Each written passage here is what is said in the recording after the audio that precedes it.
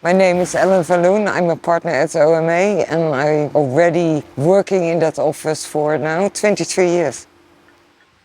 I traveled a lot, stayed in hotel rooms, and of course when you travel you also have to work, so quite often I worked in bed because in hotel rooms there's no normal desk, there's no normal chair quite often. So the bed becomes your living room. And that was for me a bit the background from this object. It's almost a kind of secret life because nobody wants to say I live in bed. So it's a bit of a secret joy that is behind this object for me. It's a day bed, but a bed at the same time. It's a bit like, it's almost a room you could live in the whole day. Where people could lay on or could hang out. So it was not really meant to be like a night bed, but almost like more a day bed, like a beautiful piece that could stay in the center of a space.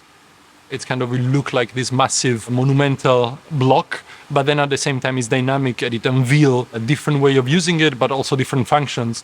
It's a combination of a platform that can act as a bed, as a seating pit, with a piece of furniture on top, which is actually a cabinet where you could have whatever you want in it.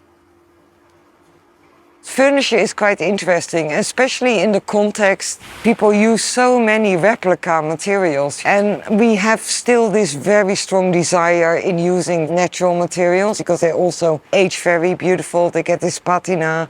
And somehow you always feel more connected with a natural material than an artificial material. The development is so much fun with you, and that is even the nicest part of the whole equation. I think also the road to it is never linear. So you develop something and then out of that development you come up with new ideas so that it's not static. We also most of the time never know where we end. We start with an idea and sometimes it becomes something different or different materials. So this whole development is very, very nice.